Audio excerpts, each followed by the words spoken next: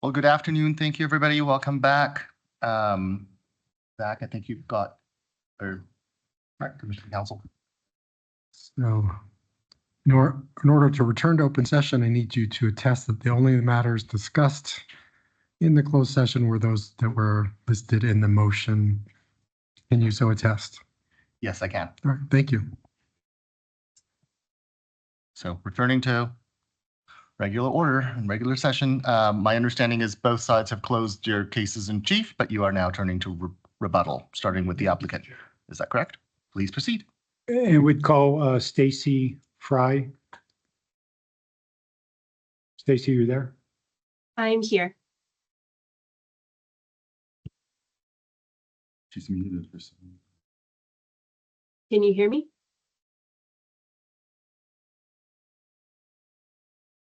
Stacy? Oh, there she Hello? is. Can you hear me? Yes. Okay.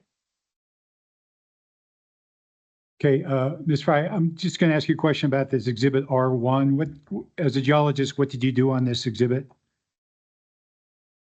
So this exhibit shows a map of the pH of the Third Bone Spring sand and the Wolfcamp XY sand across the development area, where high pH is in red and low pH is in blue. The map also shows the third sand and upper Wolfcamp wells filtered down by a set of criteria determined by Mr. Weinkopf, our reservoir engineer. I've cross-plotted pH versus total fluid EUR per foot on the right side of the slide, which shows a correlation of 0.81, which means that these variables have a high positive linear relationship. I've also broken out the correlation by a few different segments of the Wolfbone Reservoir. The upper third sand on the left, the lower or basal third sand, which is Coterra's Landing, the Wolfcamp XY, and the Wolfcamp A shale. The correlations are the highest in the upper and lower third sand, and only a 0.37 in the Wolfcamp XY and a 0.08 in the Wolfcamp A shale, which means that the Wolfcamp A shale has a negligible relationship with production, and the Third Bone Spring sand is the driver of production in the area. Do you have any other geological testimony with respect to this exhibit? No, I do not. Mr. Chair, that's all the questions I have for Ms. Fry. I tend to her for cross. Cross X.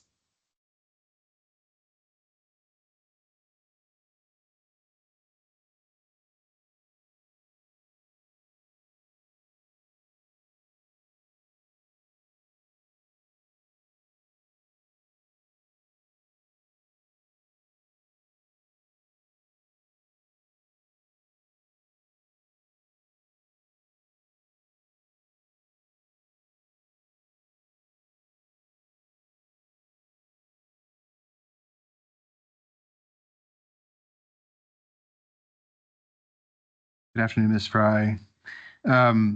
Looking at your rebuttal exhibit R1, my understanding is that this relates to correlations, not to an R-squared analysis, correct? Correct.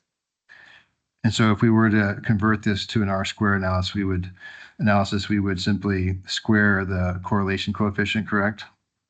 Correct. So in all the previous discussions about relationship between fluids, either total fluids or oil and phi height, we've been talking about it in terms of R-squared, correct? Correct. So in order to make this apples to apples, we would simply square your correlation coefficient to get a 0.64 R-square relationship, correct? Let me calculate that real quick.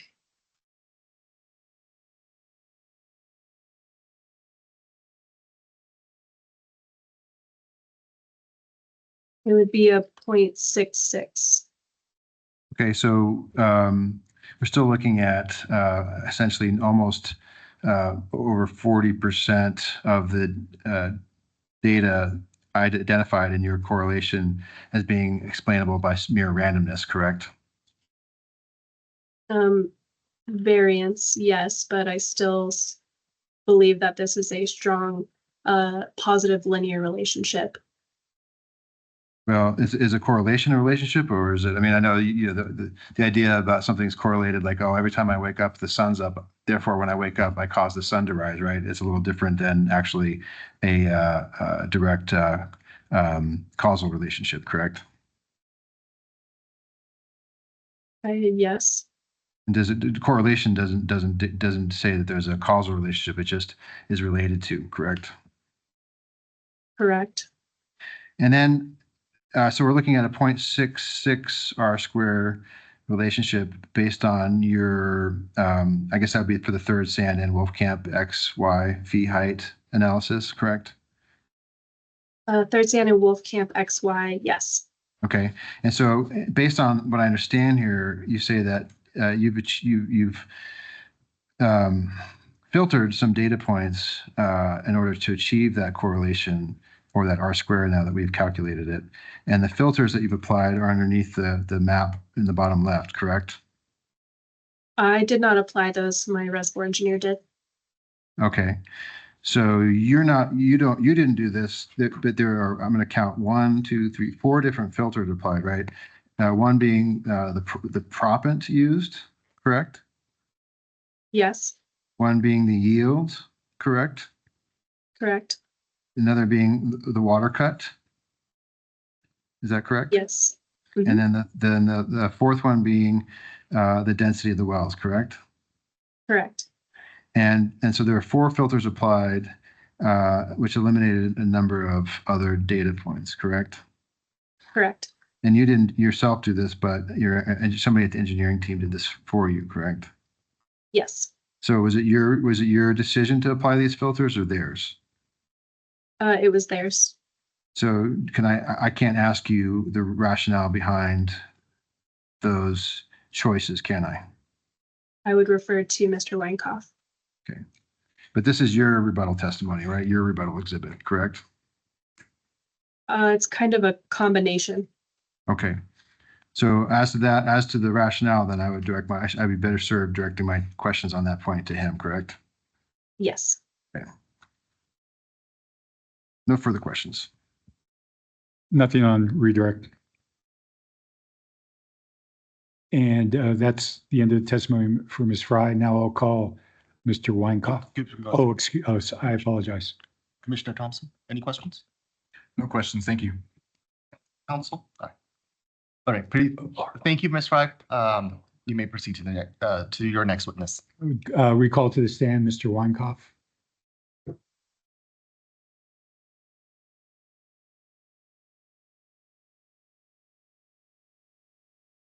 Mr. Weinkoff, can you elaborate on Exhibit R1 from a reservoir engineering standpoint?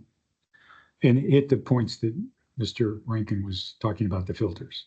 Yes, absolutely. So in reservoir engineering, we try to understand what well results are genuinely analogous. This is a common practice in reservoir engineering. And so in order to do that, we need to properly characterize the wells that would be analogous. And so when we look at each of these filters or the criteria that we've submitted, we're trying to narrow the scopes that would be roughly the range of characteristics for each component that we might observe at Mighty Pheasant Loosey Goosey. And so when we look at, for example, yield, there are differences in recovery depending on if the fluid type is much more mature, meaning it's gassier than what it is. So we are applying these again to try to characterize the offsets similar to what Mighty Pheasant Loosey Goosey could be. And is there any other reservoir engineering testimony on this slide for you? Yes, what I would comment on the correlation versus the R squared, an R squared above a 0.6, and I think Coterra's geologist had stated 0.66, the exact number, would be considered a strong R squared or strong linear regression for the data. So even though there's the point that the number is a correlation, we would still look at this as a very strong correlation between total porosity height and total fluid height. Is there anything else on this slide you want to comment on? There's not. Let's go to R2. And can you tell the commissioners what this slide is depicting? Yes, so this is taking the next step when converting total fluid to predicting oil recoveries. And so what we're effectively doing is looking at a relationship between total fluid on the y-axis and oil EUR on the x-axis. And the data points are concentrated around Mighty Pheasant Loosey Goosey just to illustrate the well results near there. And specifically, we have called out the developments that are called out on the map. And so what we're showing here is that when we narrow the focus even more so, we see that there's a strong correlation with the offsets between total fluid and oil EUR. So this is evidence that contradicts what Permian Resources technical experts have said, that there is not a strong correlation, or there is no correlation. So we believe that total fluid can be representative of the oil recoveries. It just requires 2 steps in the process to do the conversion from porosity height to total fluid to oil EUR.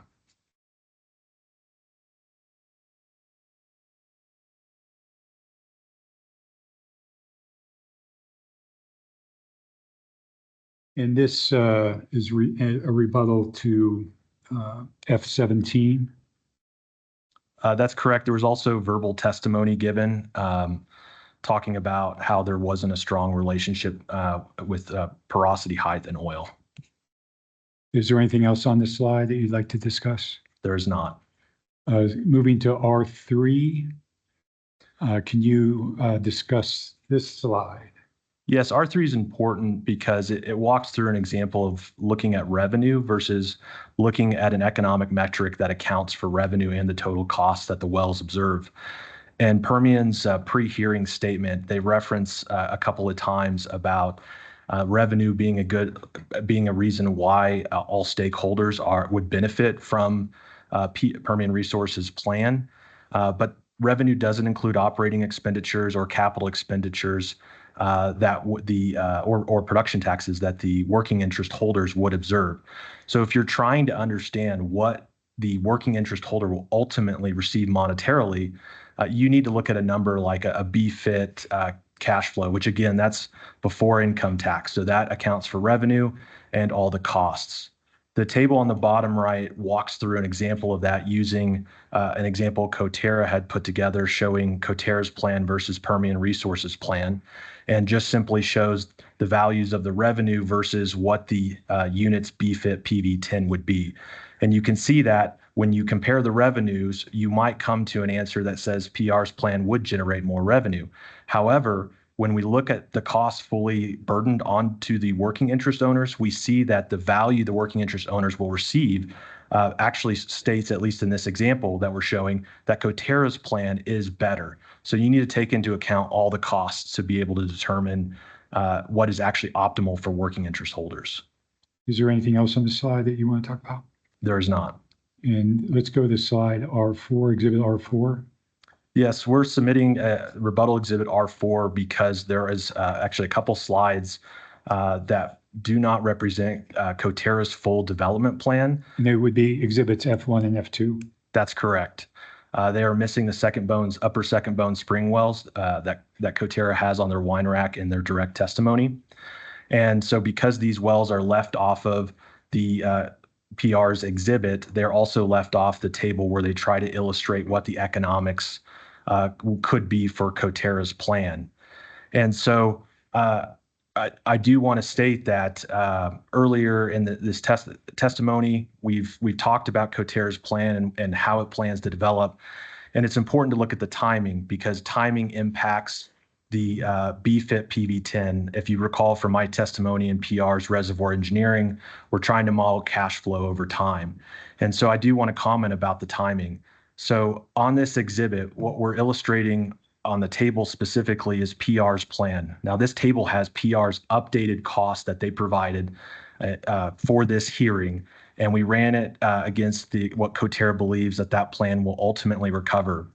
And as far as timing goes, we've made a timing assumption that PR would develop all those wells at the end of Q1 of 2026 or the first quarter of 2026. Coterra's plan, full development plan, highlights that we're going to drill. We would drill the first, all the second Bone Spring, and the third Bone Spring wells. And so, looking at the timing of Coterra's development, we have the third Bone Springs being developed before the end of the year. Coterra already has permits for one of the developments, and we can get the permits for the other development within the next couple of months. And then as far as the remaining first and second Bone Spring developments, we have timed those out a year from today for the second Bone and a year and a half for the first Bone Spring development. And that would be our timed plan going forward. So we're giving Permian Resources the benefit that their full development plan is being drilled in Q1, but Coterra's is being drilled over a series of time. And so when we look at the table, we're illustrating the economics of both plans on a flat 65 price file. And so you can see Coterra's well count is 30, PR's is 48. We've listed the oil recoveries. We've listed the capex to develop both units, which this is an important note because Coterra's plan only requires about $280 million, where Permian Resources plan per their provided 2025 costs would cost $411 million. We would estimate that the BFIT cash flows based on Coterra's models, but PR's capex provided would deliver PR roughly $409 million compared to Coterra's $415 million. Now for Coterra, those millions of dollars matter. However, if someone were to say, well, that's close enough, right? What are we doing here? I would direct your attention to the bottom two rows of the table, which are there to really illustrate the capital efficiency of both plans. So effectively, I spent $1 of capex. What did I actually get in return? So if we look at PR's plan, for every $1 of capex that they spend, Coterra would predict that they would roughly get $1 in return. Compared to Coterra's plan, if Coterra spent $1, we would expect just under $1.50 in return. And so that illustrates that Coterra's capital is working more efficiently, and that savings that Coterra is providing for working interest holders can be utilized to invest in other projects in the area and thus provide them more money. This is only focusing on this project, but the savings, again, that Coterra is providing the working interest holders actually would allow the working interest holders to make additional money not captured in this. The last row illustrates a similar column that we've showed in our direct testimony, which is how much oil did I get per $1,000 of capex spent. And again, this is reinforcing the capital efficiencies and oil recovery space of Coterra's plan. Because Coterra has well spacings that are more reasonable, we are able to recover higher oil amounts per $1,000 of capital spent. Again, these economics assumptions assume a flat 65 oil price, but include Coterra's 2025 costs and PR's 2025 costs. Anything else on this slide you'd like to discuss? The only other thing I would add, and this goes to the timing element, was Coterra's landman testified that Coterra could only drill 10 wells as of today. And she's basing that on her land, her specialty as a landman, and that would be the permits Coterra would have to be able to drill today. But the reality of it is we'd be in the process of getting the second Bone and first Bone Springs permits as time allowed. As far as operationally, Coterra could drill all of these wells today if it wanted to, but we have to go through the proper permitting processes with the governing bodies. Let's go to Exhibit R5. Can you talk about this exhibit? I can. So on PR's Exhibit F7, they state that modern developments are outperforming legacy result offsetting Permian Resources and the Harkey Sand. And so they state that there's economic potential. Coterra finds issue with this because the wells that they're referencing to make this statement are not located near Mighty Pheasant Loosey-Goosey units. The plot or the chart on the bottom right, the cross section of the logs, illustrates the Harkey Sand, and it effectively is highlighting the net sand that we believe the Harkey Sand provides. And so what we walk through is on the western side, on the west side or the left side of the cross section, that's starting from the southernmost developments. That's where PR showed the best well results. So we can see the Harkey Sand is very thick there. As you move north and towards Mighty Pheasant, you can see that sand body thins out. So the Harkey specific interval is getting worse. They reference the Sandra-Jean as being a positive well result. If we look at the Harkey Sand, we're estimating roughly 142 feet, but yet at Loosey-Goosey, we would estimate roughly 22 feet. That is significant reservoir degradation. So the potential recovery of the Loosey-Goosey unit has the potential to be compromised. And it's my and my geologist's opinion that the well results will be much worse than the southern area that PR is referencing for promising results.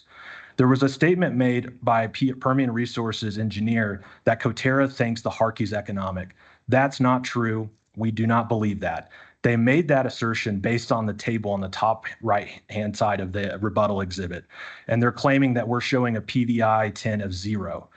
That column is titled added unit BFIT PVI 10. We're stating that these wells add 0. The actual BFIT PV 10 of these wells is negative. And so we're just illustrating that there's no added value on that column. So it's very important to see the added label on that column.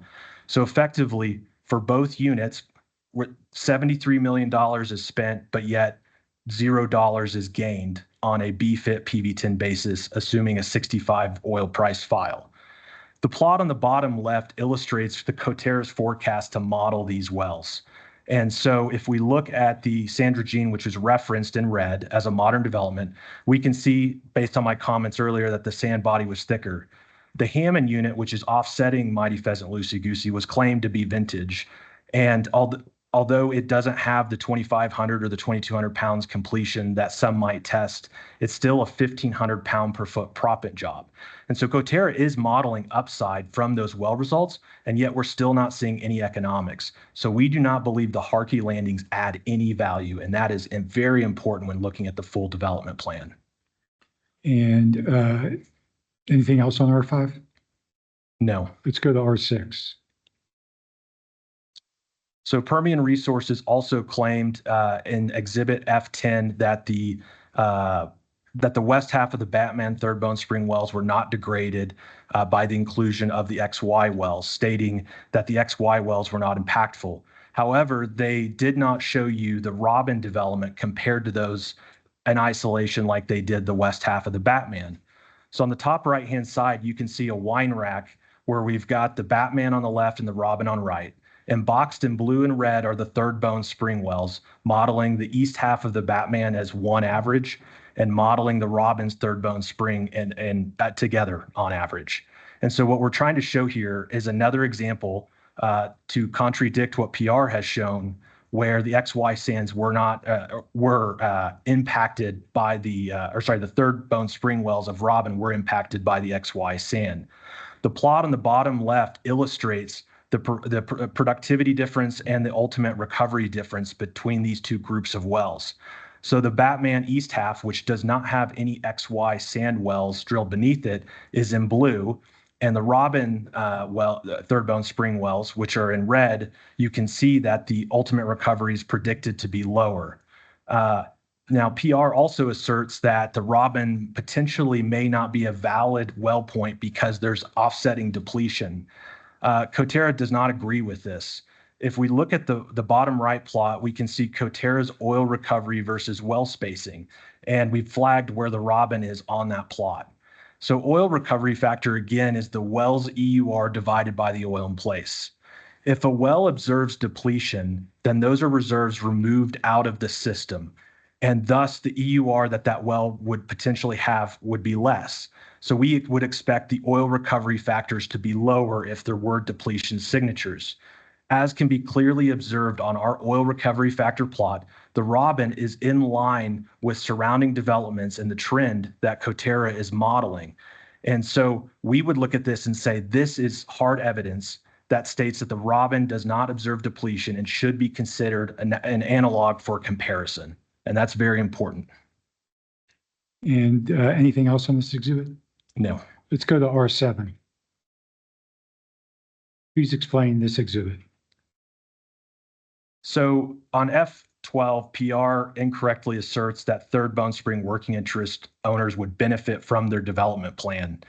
We've heard testimony from PR's geologists that they expect that the XY Wolfcamp wells will drain into the Third Bone Spring. Now, while he also asserts that the Third Bone Spring wells will drain into the XY, there's a question of what percentage of drainage happens between those wells. And that has already been heard, and there's already been a ruling provided in 2024 where the Third Bone Spring and Upper Wolfcamps together combined are the wolf bone and are a common source that is located predominantly, that supply is predominantly located within the Third Bone Spring sand. So if Permian Resources geologists is admitting that, in combination with the ruling that was issued last year, this would state that effectively the Third Bone Spring working interest owners are losing reserves to the Wolfcamp owners because that common source of supply is predominantly located in the Third Bone Spring. To illustrate the potential magnitude of not having an allocation formula, I direct your attention to the bottom of the slide. The table we're showing of Coterra's proposal and PR plan was already shown early, but it's rolled up between both units. So Coterra's proposed plans of 8 wells is for the Mighty Pheasant Loosey Goosey, and PR's proposed development is for 16 wells, 8 wells for Joker, 8 wells for Bane. And next to it, we've got the associated CapEx and unit BFIT that those plans would generate based on Coterra's cost. This exhibit is based on Coterra's cost and a flat 65 oil price. The box highlights PR's plan and the impact to Third Bone Spring working interest holders and Wolfcamp working interest holders. The left side is the Third Bone Spring working interest holder. So this example looks at it on a gross basis. So a Third Bone Spring working interest owner has 100% in that unit, and we're assuming a net revenue interest of 77.5. The table below shows the difference between having an allocation formula or not having an allocation formula. And so the 70-30 allocation formula would provide Third Bone Spring working interest holders approximately $161 million of BFIT PV10. The total oil EUR on the 70-30 allocation would provide Third Bone Spring working interest holders approximately 11.5 million.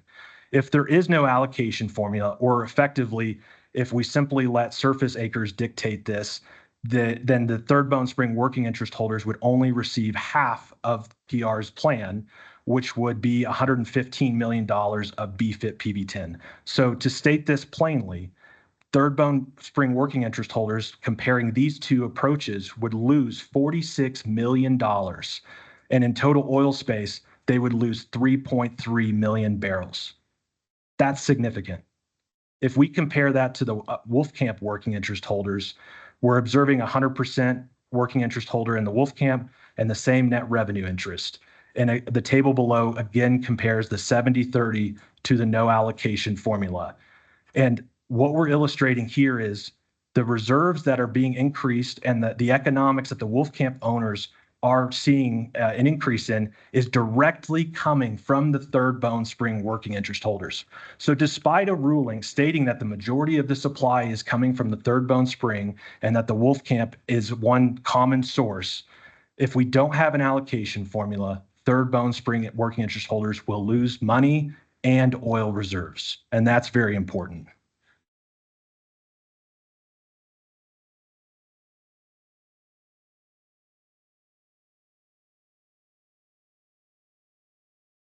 Mr.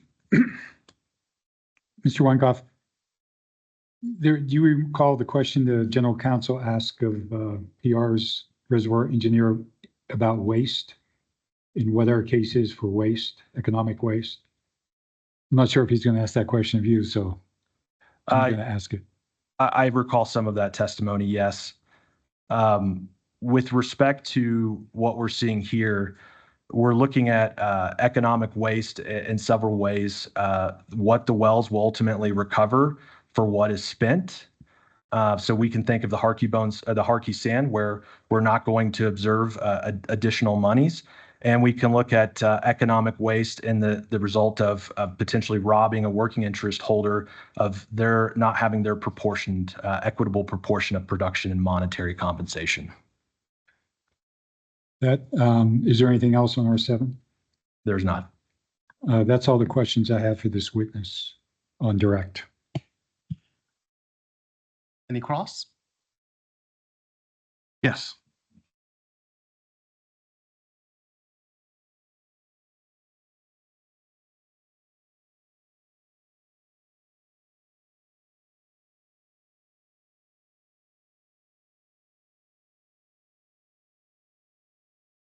Let me get my exhibits for a moment.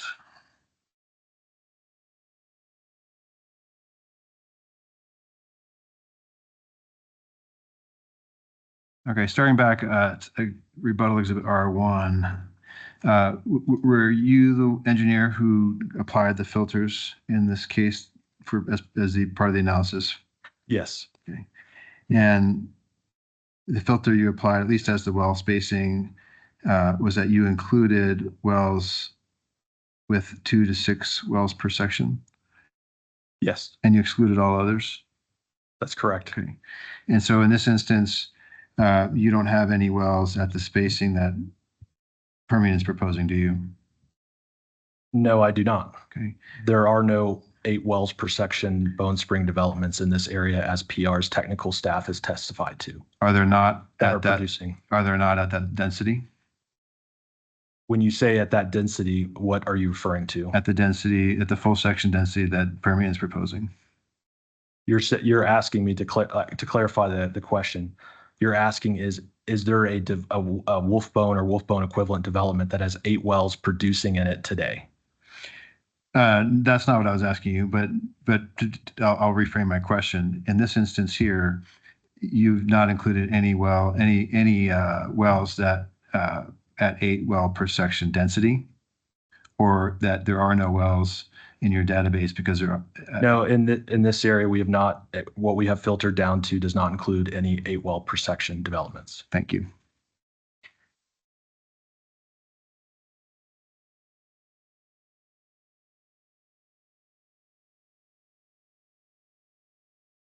Slide R2. My understanding is, like, when we're talking about fee height or porosity, that basically when you got porosity, either you got water or oil that fills that space, correct? No, that's not correct. What It's else not would be water filling? or oil. It's water and oil. Okay, so let me rephrase. It's either water and or oil, correct? Water. If you wanted to generalize that statement, I have not observed a reservoir that did not have water in the pore space. Okay, so my point is that we're looking at, it's a binary system, right? It's water and oil, that's it, right? Those are the two material, physical things that could be filling the pore space, right? For the maturity of this reservoir, yes, and reservoirs that are more mature, gas can sometimes be out of solution and also be in the pore space. But in this particular area and what we're talking about, oil and water, that is correct. So you're telling me that whenever you find water or oil, whenever you find oil, you're going to find water, right? Can you rephrase that Yeah, question? wherever you find oil, you're going to find water, right? Yes, to some extent. So in other words, this relationship is just telling you what we already know, right? Is that whenever you find oil or water, there's going to be the other, correct? No, that's not necessarily the correct conclusion. Well, you just told me that it's always oil and water. Yes, but you didn't take into account the percentage of each of those and the characteristics of the reservoir that dictate that. Does this tell me what the percentages are? So what we're looking at is units around the Mighty Pheasant Loosey Goosey, where we believe the water cut or the water percentage in the reservoir would be similar to that of the Mighty Pheasant Loosey Goosey. So we're not explicitly saying that because we're using the surrounding analogs that would be roughly analogous.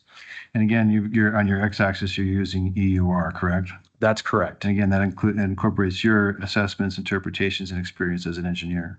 Yes, And they're not absolute values, right? they're based on my estimates. That's correct.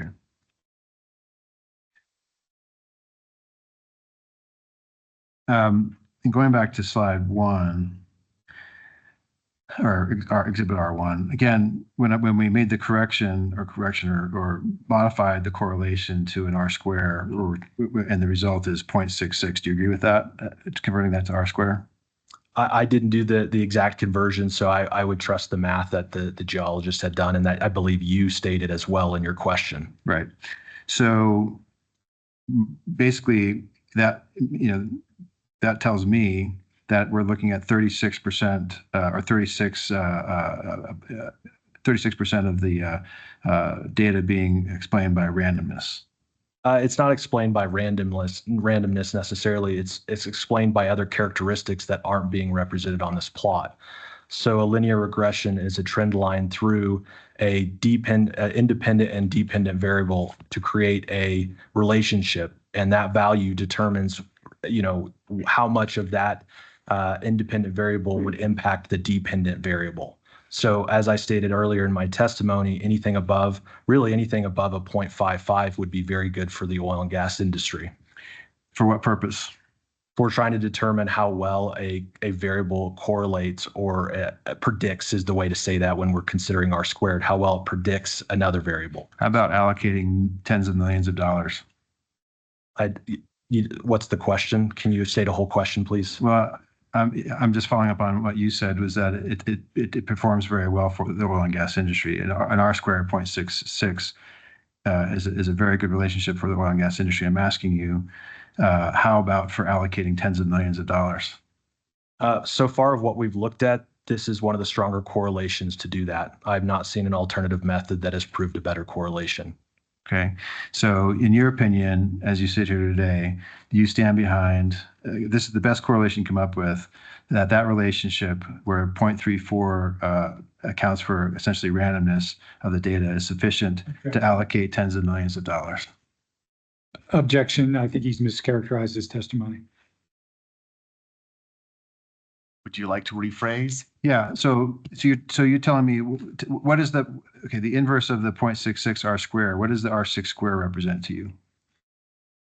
You said two differing pieces in there. You said, what does the inverse mean? And then you stated, what does the 0.6 mean? So tell me, what does the 0.66 mean in terms of a relationship between the factors, the variables? Yeah. So if you had to state the range of an R squared between 0 and 1, that would be 0 being this variable is not that predictive and predicting the dependent variable. So in this case, the dependent variable is the total fluid EUR, and a 1 would be it predicts it very well. And so when I see an R squared of 0.61, I'm seeing that this variable is characterizing most of the is predicting most of the amount of what total fluid is for a given total porosity height. And as you're sitting here today, you're telling me that that's sufficient to allocate tens of millions of dollars to different owners across the different depths. I believe I've answered that already in stating this is the one of the best ways I've seen. I haven't seen a way that's provided a tighter correlation. Would you want your tens of millions of dollars allocated with that ratio? In the oil and gas industry, our job is to characterize a reservoir beneath the ground, and we utilize producing well results. We utilize log correlations to make the best prediction that we can. And so the data is not always clean. And in fact, in this part of the reservoir, and I would expect Permian Resources to say something similar, we do the best job we can with the data that we have. So based on the data that we have today that's available to us, I do believe so. So you're comfortable with you'd be okay with it allocating your money? I believe I've already answered that question. Well, I wasn't clear from your answer actually, so I wanted to make sure. Yes, using the best data available that I have, I would feel comfortable using this. Okay. Let's move on to your next. Let me just see if I covered what I wanted to here.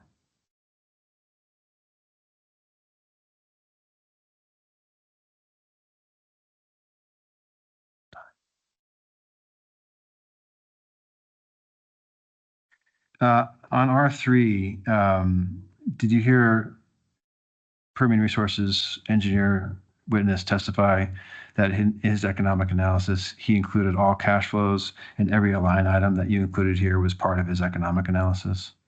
I did, but this slide refers to the pre-hearing statement. Okay.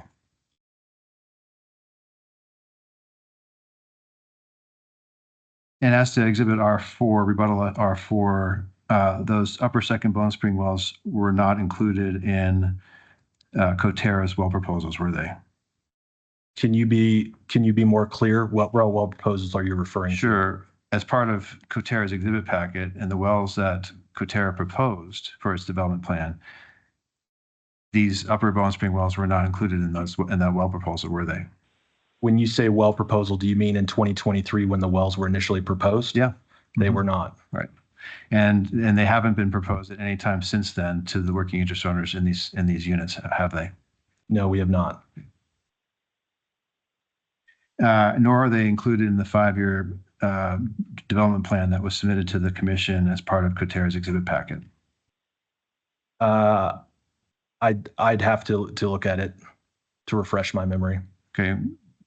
Well, I guess the record speaks for itself. Would you agree with me? If the record states that, then yes, I accept the record. Looking at Exhibit R4 on rebuttal here,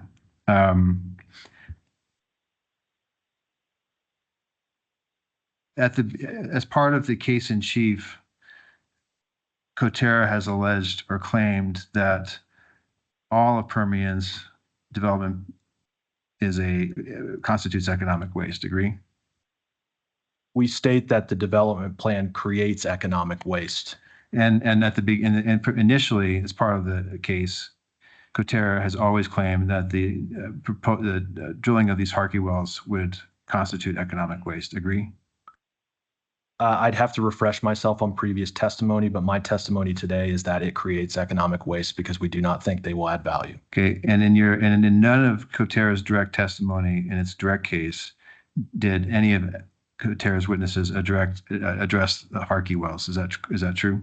We did not address it because we didn't think it was worth addressing something that adds zero value. Okay, so it was not part of your case in chief, correct? When you say case in chief, we don't. I'm listening to court. What? When you say case in chief, we don't list the wells in our development plan. So therefore, we are stating that we don't think the Harkey will add value. So it is in our case in chief. Let me just say this more directly. In your direct case in this hearing proceeding before the commission, none of Coterra's witnesses addressed the Harkey wells as demonstrating economic waste, correct? We did not comment on the Harkey wells. Thank you.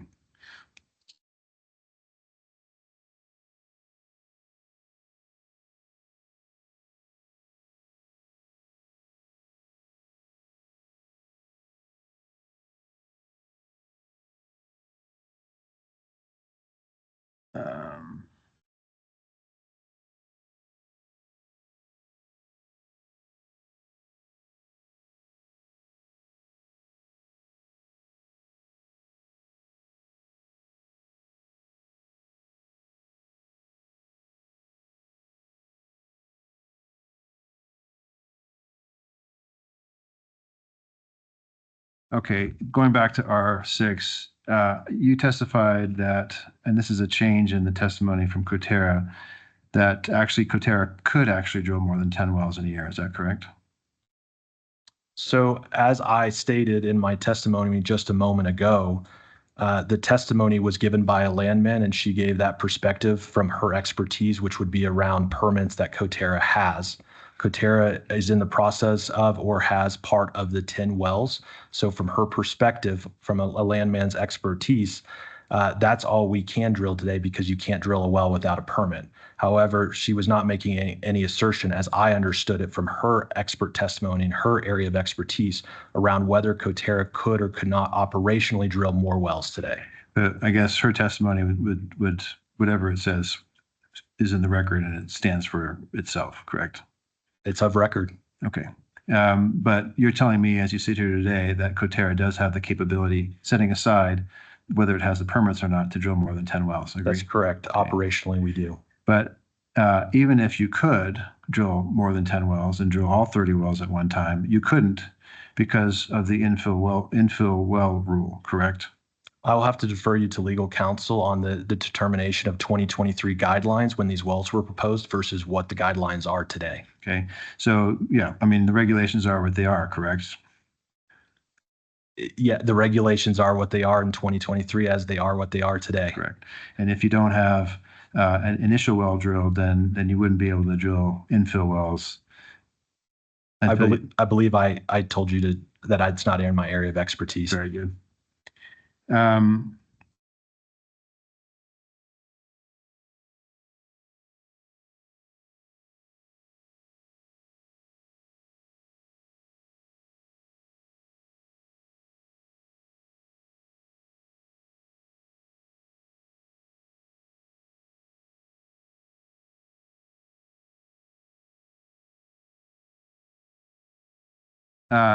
In Exhibit R5, where you've got this column here, unit CAPEX, are these based off of Coterra's costs? As stated on the footnote right below the table, they are based on Coterra's CapEx. Okay, and so these are not using Permian Resources 2025 AFE costs, correct? They are not. Okay.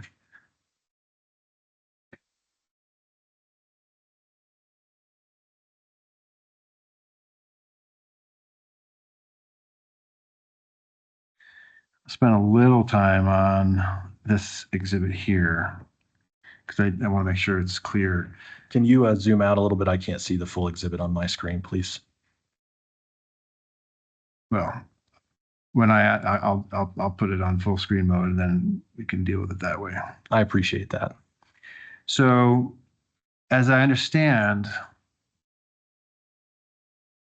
the premise of this slide is that there was an order issued by the division that suggests that there is most of the reservoir is in the third Bone Spring, right? I would object to the characterization of it being a suggestion. Well, we'll get to it. I'm asking him to tell me if I'm right or wrong. Can you restate your question, Sure. please?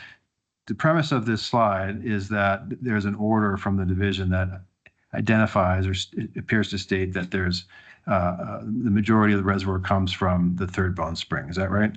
I would object as to it, the use of the word appears to indicate. It either indicates it or it doesn't. I think you can, your question seems to function just well without the word appears, right? That's fine. We can extract the word appear. That's fine. I can pull up the language of the order if that would be helpful. So let me do that. Okay, let me go ahead and do that. One moment.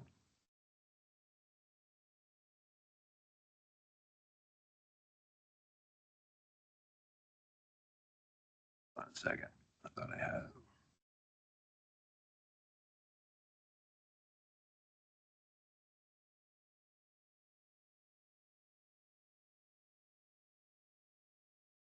Okay, have I highlighted the language here that is the premise for the analysis in that slide we were just discussing?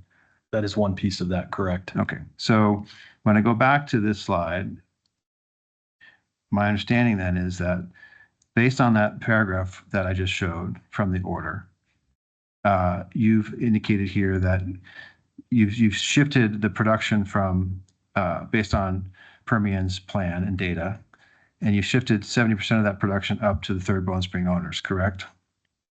I'm illustrating what the allocation formula, how that looks relative to no allocation formula between third Bone Spring working interest holders and Wolfcamp working interest owners. Okay, so my question is, in this analysis, you've taken 70% of the production from the Wolfcamp well that Permian is proposing, and you put it up into the third Bone Spring, correct?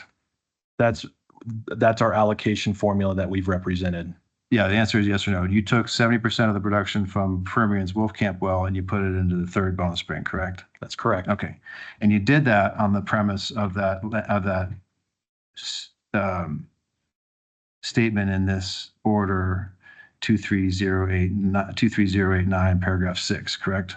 Yes, you're referring to where the order explicitly says the common source of supply located predominantly in the third Bone Spring. That's correct. Yes, that's correct. Okay. One moment.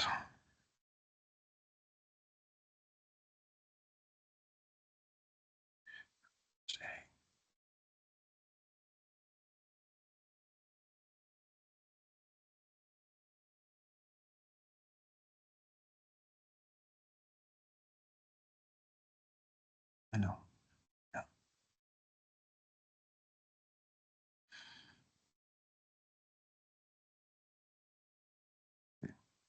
So in that same order, okay, that we're just looking at 23089, at the conclusion of it, the division orders and states that the record is left open in order to allow the parties to propose a wolf-bone pool. Do you recall that? I don't recall that full piece of that portion of it. Do you disagree that I'm showing you that language here in that order right now? You're showing me one sentence that says that, so I agree that you're showing me that statement. Okay. So the division, after making those findings, left the record open for such a proposal and will prompt a reopening of the hearing record on both applications. Did I read that correctly? Yes, I believe so. Okay, and then it goes on to say that OCD retains jurisdiction of this matter for entry of such orders as may be deemed necessary. Did I read that correctly? You did. Okay, so did both parties actually reopen the record by filing a proposal for a wolf-bone pool? That's out of my expertise. Did both parties, you're not aware whether they did or didn't? I wasn't over this area. I'd have to refer back to. Okay, so if I can represent to you that both parties did. In fact, your counsel even discussed it during the hearing today. Okay. So both parties did file an application for a wolf bone pool, correct? Okay. And as a result, wasn't the record reopened based on the language of this order? You're taking one piece of the order, but there's another piece that provides an actual statement, Okay, and that's the premise of Coterra's allocation formula. very well. I understand that. We discussed that. So now that we have the record open, the division issued a subsequent order, R23089A, correct? I will take you at your word. You're showing me it here right now. Okay. And in that order, did they make a similar finding? Did they reconfirm the finding that actually there is finding that there's a predominant portion of the reservoir in the third Bone Spring? I would I have. would object to the question because I think as a legal matter, well, he's calling for some legal testimony from the witness on the scope of reopening the record. I think that, as Mr. Rankins is apt to say, the record stands for itself. It was reopened in order to create the wolf bone pool. And the finding that it's predominantly from the third Bone Springs was never contested by either party after that. So although the record was open as a legal matter, it was open to do the wolf bone applications. And Permian didn't appeal that part of the record that made the finding that he referred to earlier about the predominant source of hydrocarbons. So the basis of the objection, just Basis of the objection is, well, first of all, he's asking for Mr. Weinkoff, a reservoir engineer, to analyze an order in the scope of the order and what's allowed under the order. He doesn't have the expertise to say that. And as a matter of law, Mr. Rankin's proposition that the record was reopened to challenge that is wrong. And as a matter of fact, no one ever did challenge that. And that was a final order that was never. May I have a moment to respond? I'll take a second. I think. yeah, but I might Sure. help you in Yeah. because I'm also so the record is, I mean, the administrative record, we're going to take notice of what it is, right? All of these orders that the division has already, and I don't think anybody's challenging their authenticity. So if you can help me understand what you're hoping that this witness can Sure. add to these orders, Sure. that would help me. So just for context, what's happening here is that Coterra has taken the position that the division has issued a finding about where the predominant reservoir is located. What I'm not asking the witness to make any legal conclusions. I'm asking factual questions about what the order says or doesn't say, and then the procedure that followed. I understand that there are potential legal issues around those, but I'm not asking him to draw any legal conclusions or make any legal statements. I'm just asking, because he testified in his testimony several times, what the order says. And I'm asking him to identify other aspects of what the order says. Here, the point is that it was an interlocutory order, it wasn't a final order. The record was reopened. And from that point forward, actually, the entire time, Permian has contested the allegation or claim that the wolf bone, that the third Bone Spring is the predominant source of the reservoir. And as was demonstrated through this hearing and at the conclusion of the division, is that no, it isn't. In fact, they modified their finding to just simply say that Cimerex's testimony was that's how that reservoir is allocated. And my point about this is that his premise for his rebuttal exhibit is based on a misunderstanding of what the procedural aspects of the record are. And I can leave it there and we can deal with it in closing, but that's the gist of it, is that the contention of what the record provides is not does not square with the witness's testimony. I think that is something that you can deal with in Yeah. closing. But if you want to narrow your question or somehow reframe it to, if there is something specific to this, that you want this witness to testify as to his understanding or impression or otherwise how he, if you could narrow the scope of that question so that it's not merely, what is in the order, because that No, I understand. the I record believe- will speak for itself. I believe I've accomplished my goal here, and he's indicated that he is, the premise of the rebuttal is that it's based on this provision in the order.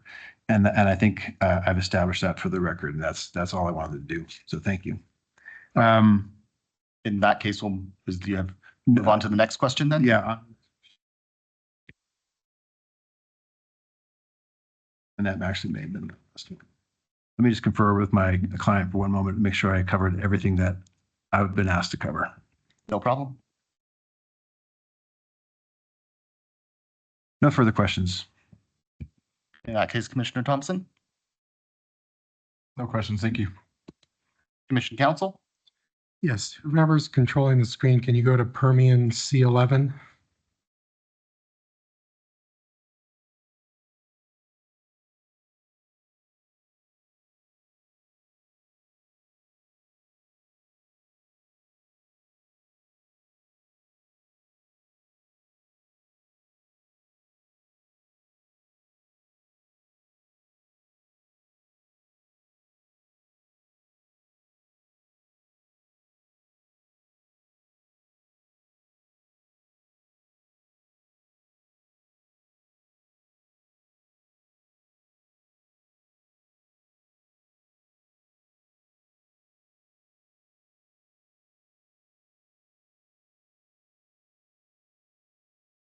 All right, does that have a 165 at the bottom?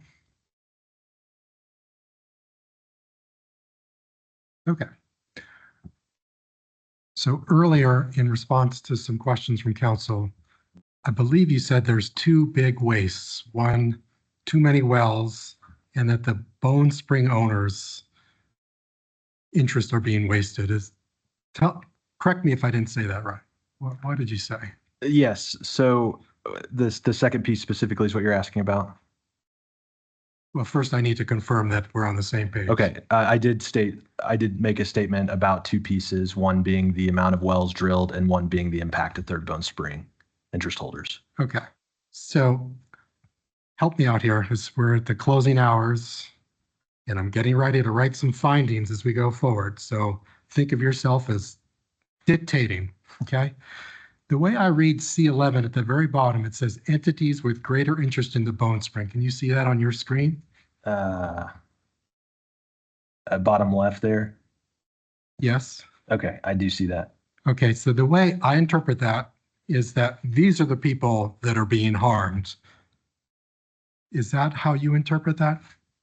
Yeah, it would be people who have disproportionately higher ownership in the So Third Bone than the Wolf Camp. That's correct. So when your counsel and you talked about the people, the waste to the Bone Spring owners, this is our universe of people that are being harmed. Yes, in this unit. Okay, in the Joker unit. So the way I understand this is that one of them is Magnum Hunter, okay? The next one is Highland, then Avalon, PR, and Prime Rock. Did I read that correctly? You're referring to the far left column of their table. Entities with a greater interest in the Bone Spring, Magnum Hunter, Highland, Avalon, PR, and Prime. Down there. Okay. Yes, I see that. Okay. And then looking at the status, it looks like Highland is on Permian side, Avalon is on Permian side, and Prime Rock is neutral. Did I read the status column correctly? Let's see. This isn't my exhibit, so I have to read it as you ask me this question.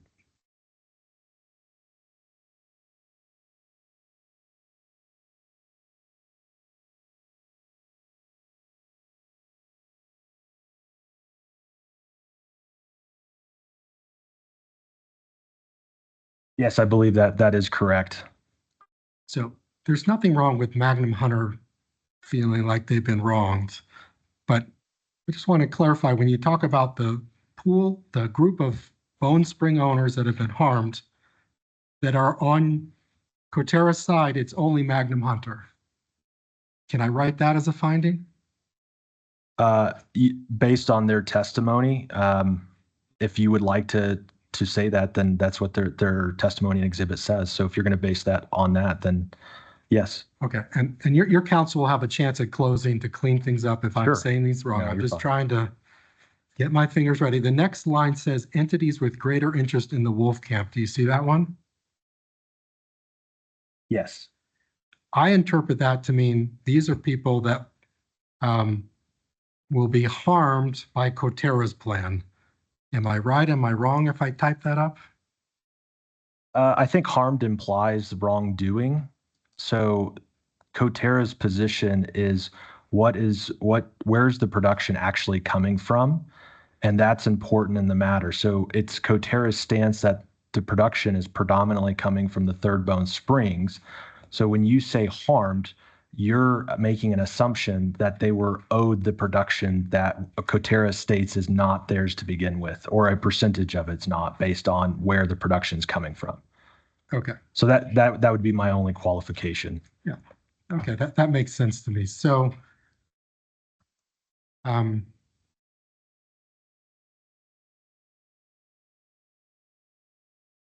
just was trying to narrow the universe so we could be as precise as possible when it comes to closing statements and the findings. Who actually, naming names, has been harmed?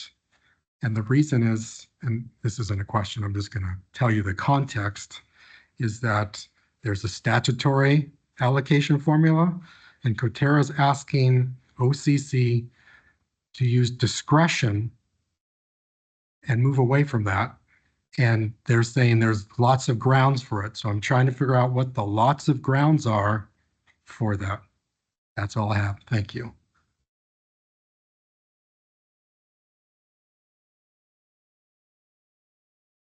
Redirect? Yes, I have just a few questions.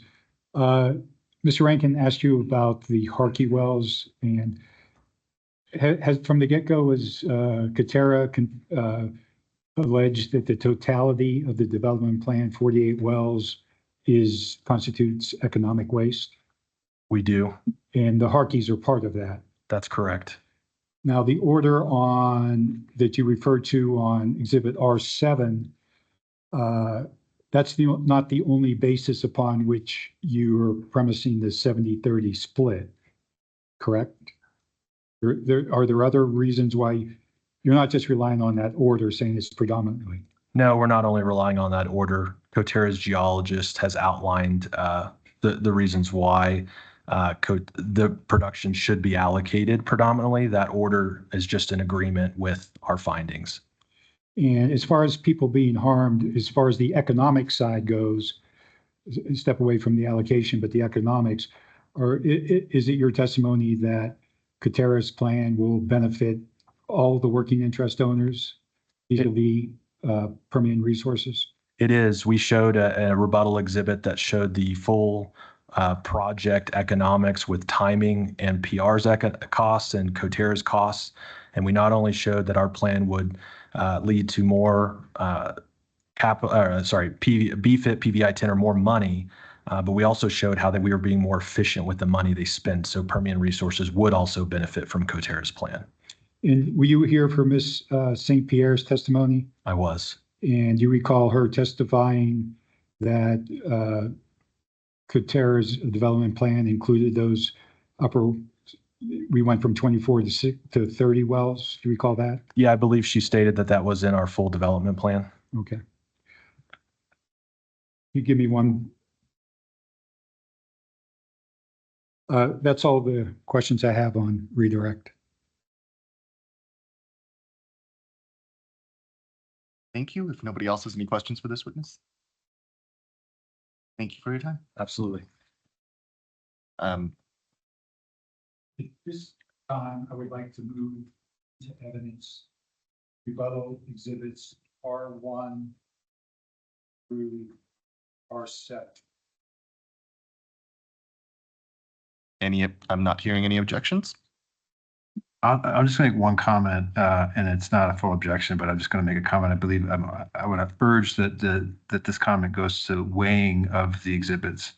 Exhibit R1 goes and R2 are the type of evidence that were required to be presented as part of the direct case, because they go to the allegation or claim assertion that the fee height, it correlates to oil production, and that should have been on direct.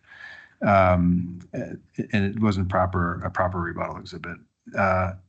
Same thing with R5. As we just heard, Coterra has been alleging that the entirety of Permian's development is economic waste, particularly the Harkey, and yet they waited till rebuttal. I'm going to step in. The evidence. So Yeah. you can make an objection, but you can't testify. Okay. Well, that was the basis of my objection. I was just explaining why. I mean, I'm not going to go so far as to seek to strike them, but I just wanted to make the point and urge that the commission maybe consider it as to the weight of the evidence. But with that, I'll stop. And since he sort of opened the door, I would say the R1, R2 are directly in response to exhibits that were filed by Permian Resources, and that the same goes for the other exhibit, which I believe he said was R5, the Harkey. Well, thank you both. But since there's no objection, it sounds like it's admitted. So it will be, but all comments on both sides have been noted. So appreciate it. Do you have further witnesses to present? No further witnesses. Okay. In that case, is there anything further to be presented by anybody else? Seeing no further presentations, I believe I'm now ready, unless Commission Counsel advises otherwise, but I believe we're now ready to close the evidentiary record and proceed to closing arguments. Any objections to that? No. All right. In that case, we'll proceed to closing arguments, starting with the applicant. Mr. Chair, our closing attorney, Mr. Anderson, is having connection issues. I've been designated to give the close. I think I'm I back would- on. Sorry. I think I'm back on. Oh, thank you. Yeah, sorry. I was sending that to you just in case I got knocked off in the middle of my closing, but I think I can proceed.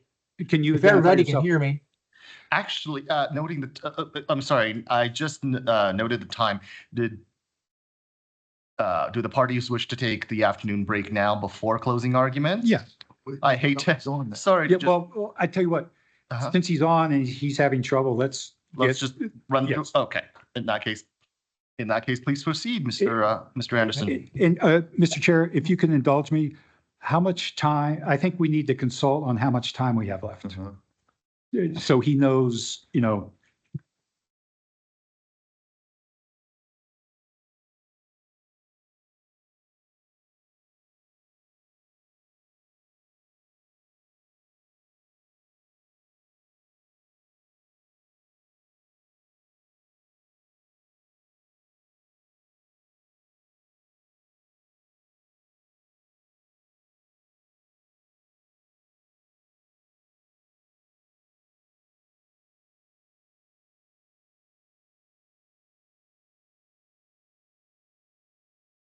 Mr. Chair, after consulting with the two parties have agreed that Coterra has 34 minutes left.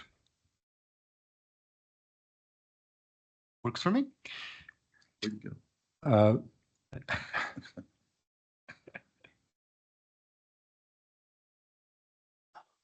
Professor Anderson, you have 34 minutes. Okay, thank you very much. May I proceed then? Please. My name is Owen Anderson. I'm speaking from my residence in Georgetown, Texas. I've been a professor of oil and gas law since 1979. I served as general counsel to the North Dakota Industrial Commission Oil and Gas Division for 6 years.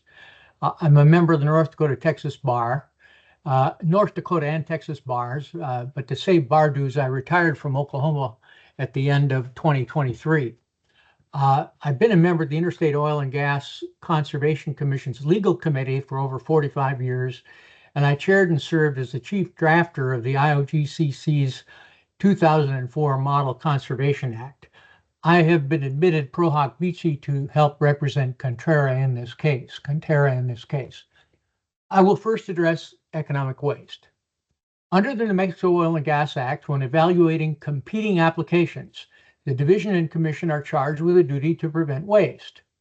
Section 70-2-3 of the Act broadly defines waste as including, among other things, its, quote, ordinary meaning, unquote.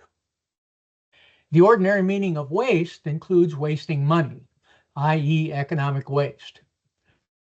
In the oil and gas regulatory context, the prevention of economic waste includes the duty to eliminate unnecessary expenses, including the drilling of unnecessary wells. The duty to prevent economic waste is built into the proration and pooling statute. New Mexico Statute 70-2-17, subsection C, explicitly states that the division's authority to pool lands must be exercised so as to avoid the drilling of unnecessary wells. While the drilling of unnecessary wells often prevents underground waste, it also prevents economic waste. Indeed, this same subsection C explicitly states that all orders affecting pooling shall be just and reasonable, and the owner or owners of each tract or interest in the unit the opportunity to recover or receive without unnecessary expense is just an equitable share of oil and gas or both. An article written in 1963 by Richard S. Morris, published in the University of New Mexico Natural Resources Journal, entitled Compulsory Pooling of Oil and Gas Interests in New Mexico, concludes that his examination of New Mexico conservation cases revealed that waste meant, and I'm quoting here, quote, meant economic waste rather than physical waste of oil and gas. The protection of correlative rights and the prevention of economic waste caused by the drilling of unnecessary wells were the chief considerations in ordering pooling. He then goes on, and I'm at page 319 of volume 3, Natural Resources Journal. He then goes on and talks about that occasionally physical waste was also relevant. The Morris paper is cited with approval of a Kramer and Martin in their authoritative treatise on the law of pooling and unitization in section 10.02 sub 4, noting that economic waste has been considered in pooling cases in New Mexico going back almost 70 years. Adoption of Permian's argument that economic waste is irrelevant would not only be at odds with the plain language of the statute, it would establish a precedent and policy that would thwart the primary purpose of the division's and commission's duty, which is to prevent waste. Economic waste can and should be considered here, especially at present when the short-term oil and gas pricing outlook looks so grim. Coterra's evidence establishes that Permian's plan to drill unnecessary additional wells at significantly more cost will produce only negligible additional reserves and thus constitute economic waste.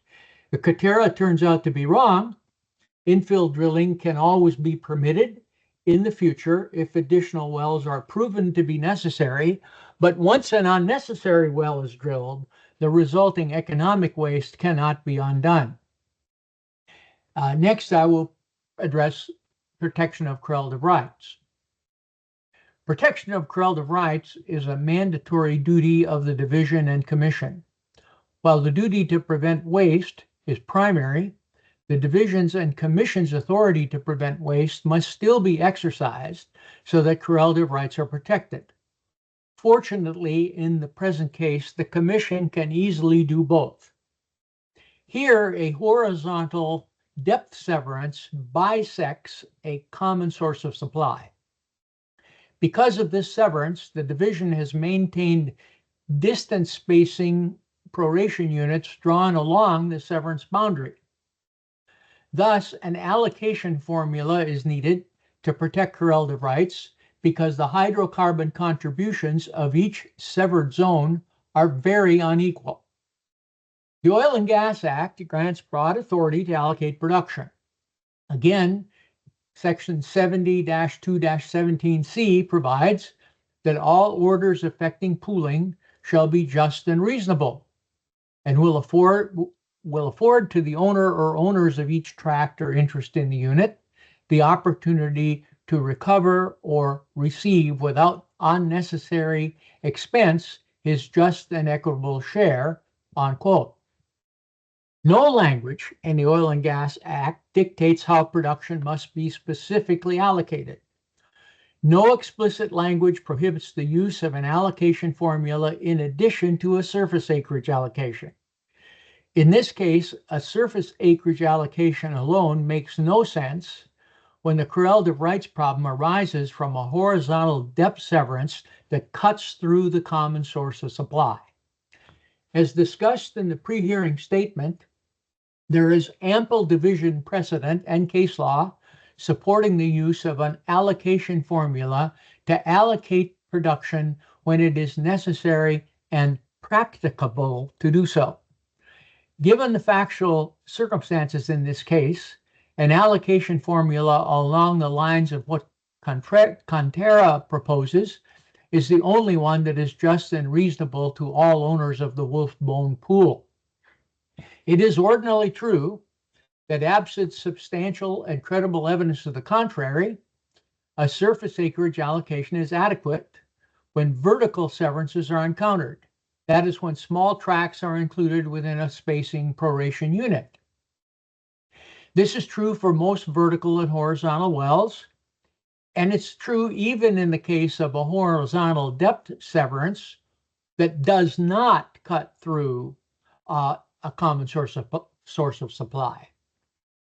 But here, a horizontal depth severance does cut through a common source of supply, and so a pure surface acreage allocation is grossly unjust and unreasonable.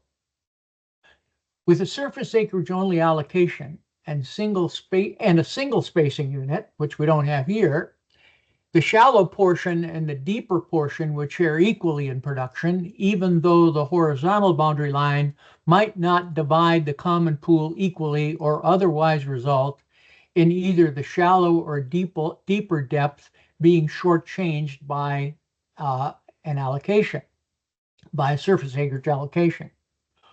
Artificially separating the common source of supply by creating separate spacing and proration units using the horizontal depth severance boundary, as the division chose to do here, is even worse, because absent an allocation between the units, individual well production would be solely allocated to either the shallow owners or the deep owners based on the location of the wellbore.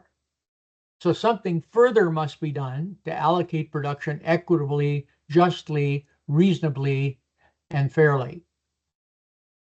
Permian proposes to award all production to either the shallow or deep owners solely on the basis of the wellbore location.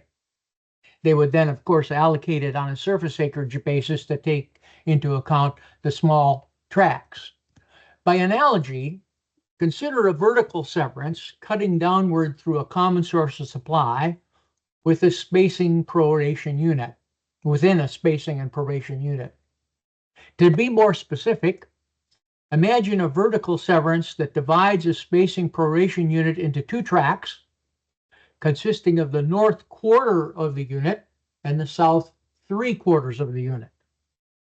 What would the division and commission do?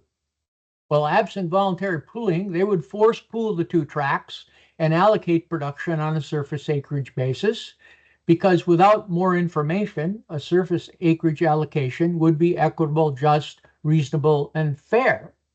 Thus, the north portion of the unit would get 1/4 of the production, and the south portion of the unit would get 3/4.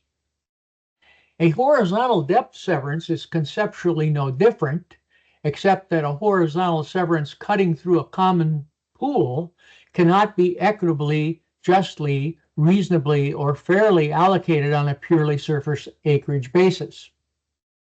Permian argues that Coterra's allocation is unfair. What is Permian's solution?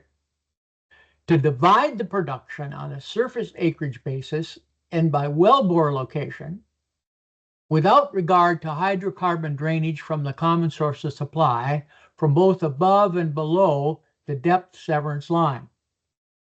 This brings me to Permian's misconstruction of the Oil and Gas Act. Permian's position is that the surface acreage allocation is mandatory because of its misconstruction of the law. Regulatory spacing and pooling laws were enacted to address waste that rose due to what I call the small tract problem. Because pooling led to combining small tracts, production from a unit well had to be allocated to protect correlative rights. Through its pre-hearing statement, Permian states over and over that the compulsory pooling statute mandates a pure surface acreage allocation, rather than an allocation that better protects correlative rights. Permian's argument relies on its flawed interpretation of a single sentence in the compulsory pooling statute that mentions surface acreage allocations. That's in subsection C of 70-2-17. In relying on this single sentence, Permian fails to read the Oil and Gas Act as a whole and fails to read the proration pooling statute as a whole. When reading and construing a statute, no part of a statute can be ignored. All words and phrases in a statute are to have meaning and should be given equal weight with other provisions. Instead, Permian singles out one sentence and then misreads it. If that single sentence addressing surface acreage is all that matters, then the other portions of the statute, indeed many sentences, would be neutered. And there would be little for the division or commission to do in issuing a pooling order, because a title attorney could determine land descriptions and then allocate production based on surface acres, and then merely file a title opinion with the division and commission, which could then be summarily approved. Well, let's consider this sentence on which Permian relies. It provides for, quote, for purposes of determining the portions of production owned by the persons owning interest in the pooled oil or gas or both, such production shall be allocated to the respective tracts within the unit in the proportion that the number of surface acres included within each tract bears to the number of surface acres included in the entire unit, unquote. This provision does nothing more than require production within a unit to be allocated on a tract basis, where a spacing proration unit consists of multiple tracts. Tracts, both surface interests and mineral interests, are always expressed in terms of acreage in land patents, land surveys, and when forming spacing, proration, and pooled units. Surface acreage is used by title examiners when doing drilling and division order title opinions, when assembling unit acreage, and surface acreage is customarily sufficient for allocating production in a garden variety pooling situation. But here, Permian conveniently ignores the fact that this is not a garden variety pooling situation due to the horizontal depth severance that cuts through a common source of supply, and the division's creation of a separate spacing and proration units along the boundary lines of that horizontal severance. Permian ignores both of those facts. Again, pure surface acreage allocation typically works well without further allocation. For example, where a spacing proration unit is 320 acres and is comprised of 4 equally sized tracts, then each tract would be allocated 80/320, or 1/4 of the production from the unit. In this common example, a simple surface acreage allocation can be, and generally is, equitable, just, reasonable, and fair, and it does not offend other provisions of the statute. A surface acreage allocation also works if there is a horizontal depth severance that does not cut through the common source of supply, because the severance would have no effect on ownership within the common source of supply. However, where a horizontal depth severance cuts through a common source of supply, application of a pure surface acreage formula for pooling small tracts within a spacing unit requires an additional step to account for the portion of recoverable reserves that lie above and below the severance boundary. Indeed, allocating production to account for recoverable reserves above and below the severance boundary is the only way to equitably, justly, reasonably, and fairly allocate production in the pool. So to build on this example, assume that a horizontal depth severance cuts through the 320-acre unit within the common source supply. Assume that horizontal difference boundary cuts through the common source of supply, leaving 90% of the recoverable reserves above the boundary line and 10% of the recoverable reserves below that horizontal boundary line. This is easily resolved by further allocating production by reserves above and below the horizontal boundary line. Allocating 90% of production to the owners holding the shallow rights and 10% holding the deep rights, and then further allocating production to each 80-acre tract. This is what Coterra is proposing to do. It is simple, equitable, just, reasonable, and fair, and moreover, it is practicable. In contrast, a surface acreage allocation would give the deep owners 50% of the production and the shallow owners 50% of the production, which would be grossly inequitable, unjust, and unfair. Yet Permian's proposal would further exacerbate this situation and this unfairness by artificially subdividing the common source of supply, by allocating all production solely based on where the wellbore is located, and then further allocating production of surface on a surface acreage basis. In my example, a well drilled into the deep formation would get 100% of the production, even though it holds only 10% of the recoverable reserves. And the uncompensated drainage would result to the detriment of the shallow owners whose zone holds 90% of the reserves. Note again, this artificial subdivision would never be allowed if this boundary line was a vertical one. Permian has argued that the surface acreage allocation sentence prohibits allocations because any other allocation would deny either the Bone Spring or Wolf Camp owners 100% of their prorated surface acreage share. That much is true, but completely inapposite in this case. If the surface acreage sentence in 17C is read to prohibit an allocation formula beyond surface acreage, then the sentence nullifies other provisions of 7217, namely subsection A, which states, quote, so far as is practicable to do so, afford to the owner of each property in a pool the opportunity to produce his just and equitable share of oil and gas, etc. This, if you read the whole provision, it's a statement about geology, not geography. The surface acreage sentence would also nullify the first sentence of the second paragraph of subsection C, which requires that orders affecting pooling result in a just, reasonable, and fair allocation of production. Just because surface acreage allocations are the most common does not mean they are exclusive, where substantial and credible evidence indicates that something further should and can be done. Even Permian admits this when it says such allocations are rare in its pre-hearing statement at page 21. When you combine all of the terms of 70-2-17 that describe what a pooling order must be, it must be practicable, equitable, just, reasonable, and fair.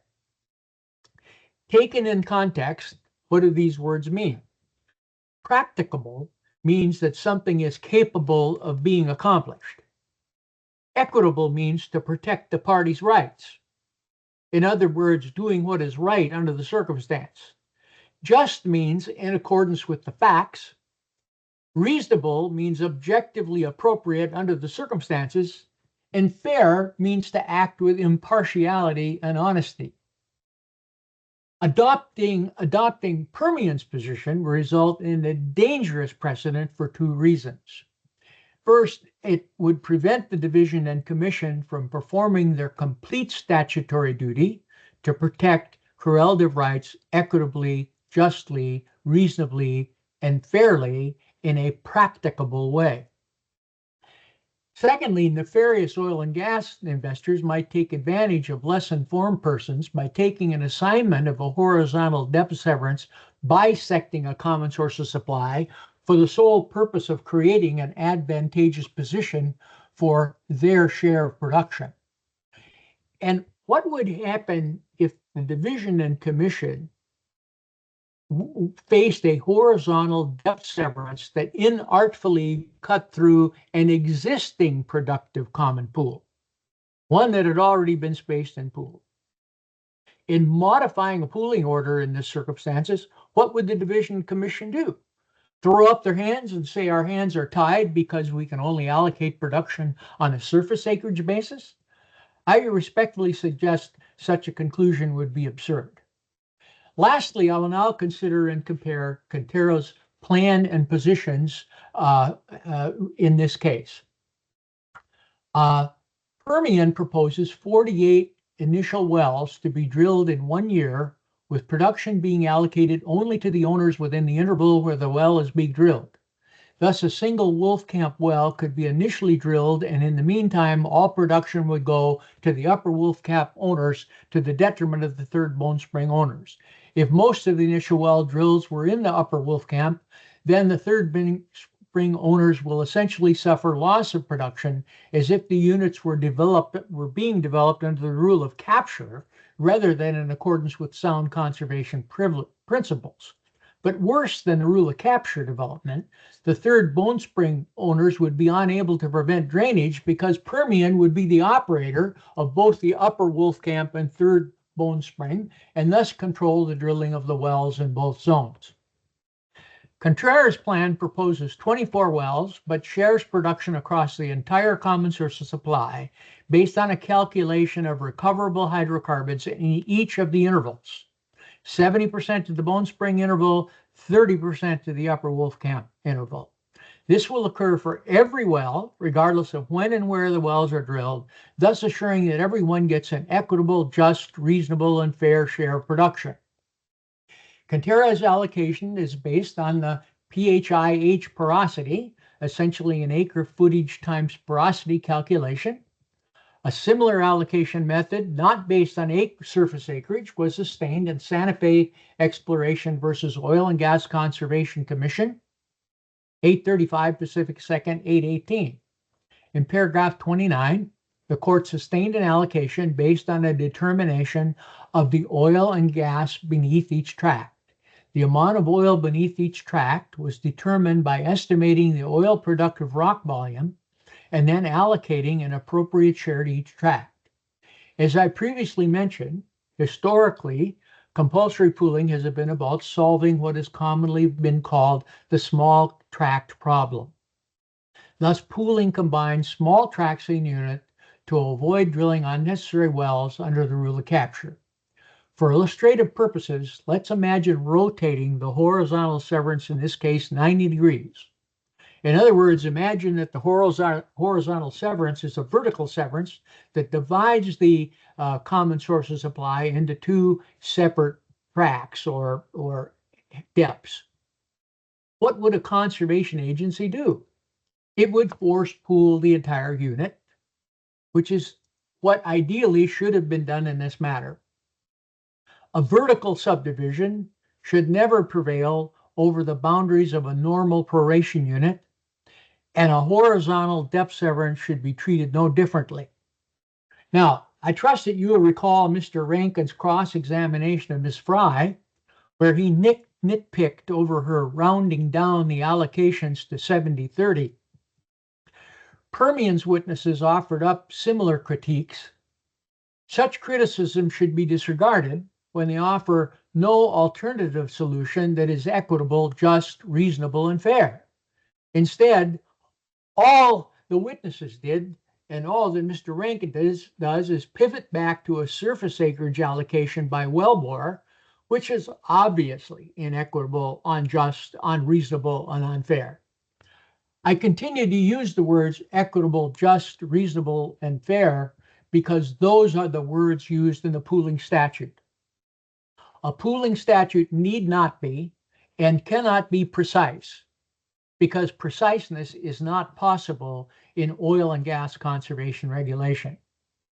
But some pooling allocations can be more equitable, more just, more reasonable, and more fair than others. The legal requirement for determining allocations and other conservation issues is that there be some, quote, substantial and credible evidence, unquote, supporting the conservation agency's resulting order. This evidentiary standard is less than the preponderance of evidence standard of proof and far below a reasonable doubt standard of proof. Yesterday, Ms. Fry testified on what she believed would be an equitable, just, reasonable, and fair allocation as required by the proration pooling statute. Permian's witness testimony and exhibits criticized Ms. Fry's good faith effort to allocate production on an equitable, just, reasonable, and fair basis, but they offered no solution except to go back to a surface acreage allocation that clearly violates correlative rights in this case. In a nutshell, Permian's witnesses were largely non-responsive regarding the real merits of this case, preventing economic waste while protecting correlative rights with an allocation that is equitable, just, reasonable, and fair. Permian's witnesses criticized Fry's study and testimony, noting that each of the methods she used resulted in a somewhat different allocation. I suggest Permian's witnesses should have applauded Fry's effort to arrive at an equitable, just, reasonable, and fair allocation of production. If her allocation recommendations are clearly inequitable, unfair, and unjust, then they should have offered a different allocation based on reservoir characteristics rather than a default to an allocation-based surface acreage that has absolutely no relationship to a determination of what is fair, just, reasonable, and equitable when faced with a horizontal depth severance that cuts through a common source of supply, creating diverse ownership above and below that boundary. In closing, here are my basic points in a nutshell. Permian's plan does not prevent the economic waste resulting from drilling unnecessary wells into a common source of supply. Coterra's does.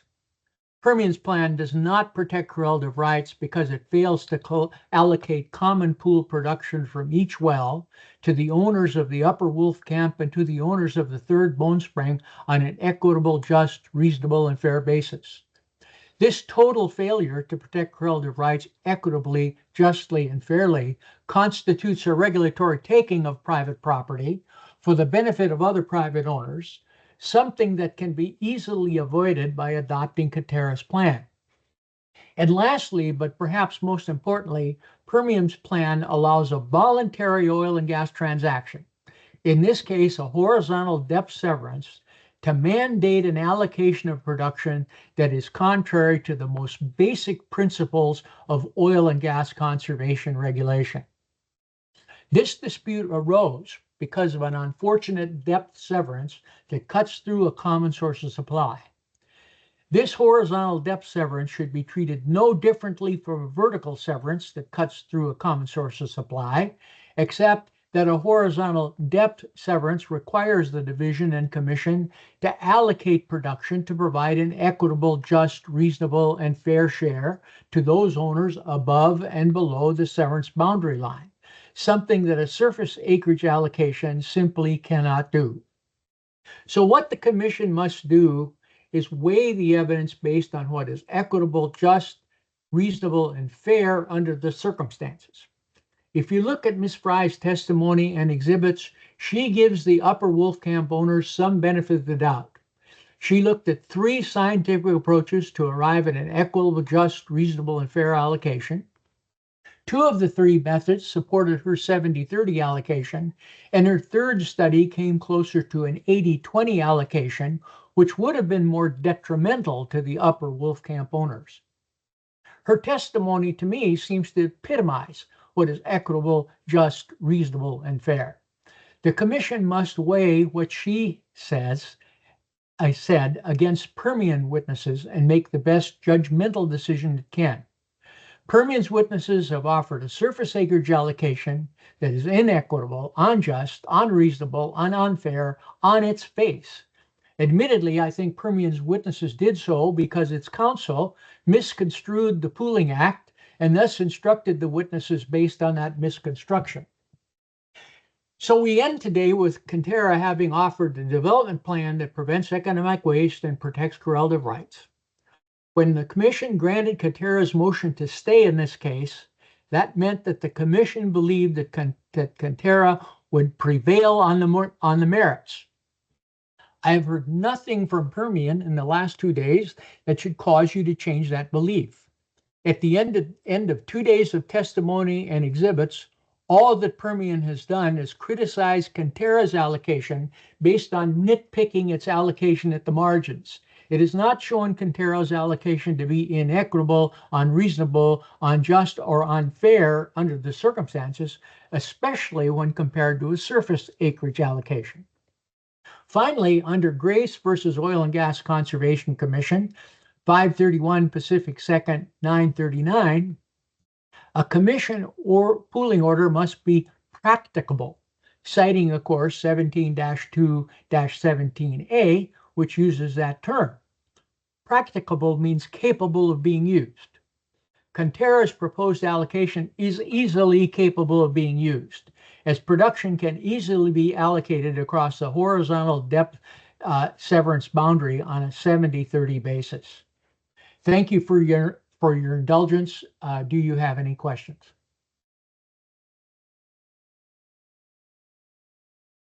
Commissioner Thompson, any questions? There's no questions in council. I don't have any questions either, so. Thank you. I presume we can now all take an afternoon break for you. Yeah, after the break's fine. I'm gonna have a much shorter closing, but we could take a quick break and resume, and then I can be done. I appreciate it. Yep. Thank you. Yep. Thank you, Professor Anderson.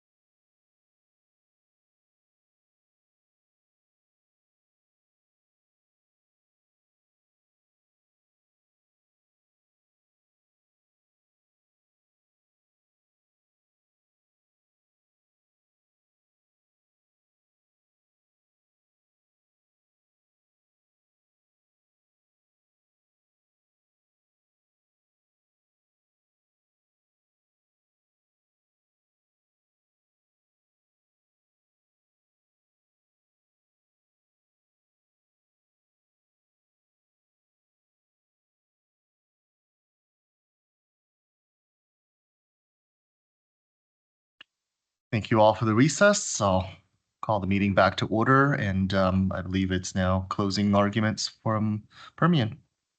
Thank you very much. May it please, Commission. Thank you, Director Chang, Commission Member Thompson. Thank you very much. We appreciate the time and attention from the Commission during the course of this proceeding. A lot of technical information, and appreciate your attention and consideration. In this matter, Permian has now shown in its case in chief that it prevails on each of the factors governing award of operatorship in compulsory pooling cases. It has shown that it has the better geologic targets, that through co-development will maximize production, recover incremental reserves, thereby preventing waste, and by doing so, protect correlative rights. It has shown decisively that it has the vast majority of working interest owner support over Coterra, and that, in fact, not a single working interest owner actively supports Coterra's plan, including those that Coterra alleged will be harmed through Permian's development plan. There are these two factors alone dictate that Permian Resources should prevail in this case. As to the remaining 5 factors, we have shown that Permian Resources should prevail in each of them as well. Coterra has failed to show economic waste and has presented no evidence in its case in chief of any waste in the Bone Spring pool. As to the Wolfbone pool, even using Coterra's economic model, once updated with Permian Resources' actual updated AFE costs, goes positive.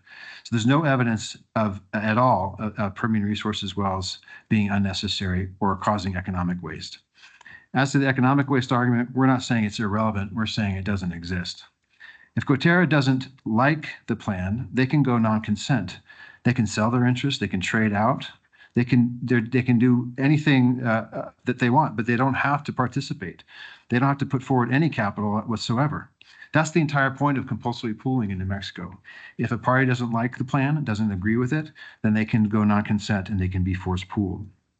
The statute allows operators the right to pursue production of their own resources without the impediment of recalcitrant owners, which is what we have here.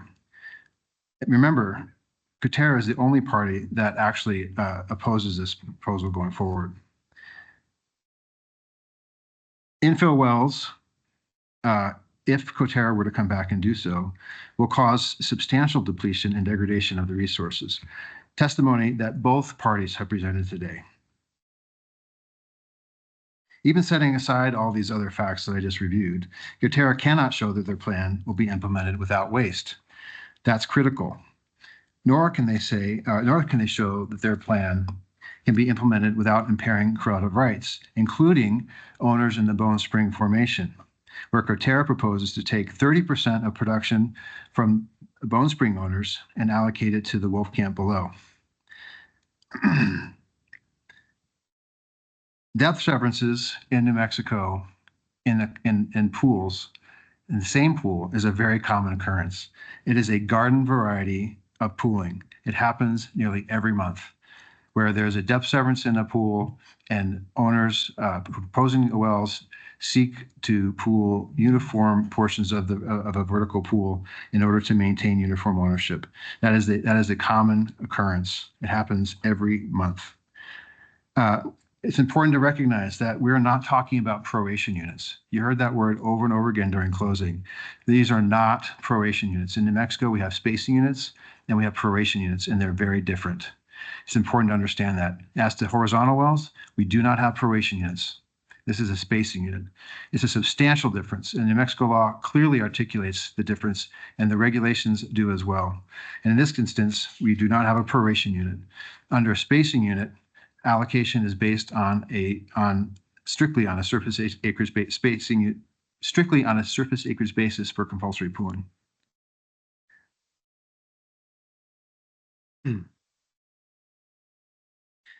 In the closing, you've heard the closing failed to articulate any evidence adduced directly in the hearing that supports a 70-30 allocation, because there is none.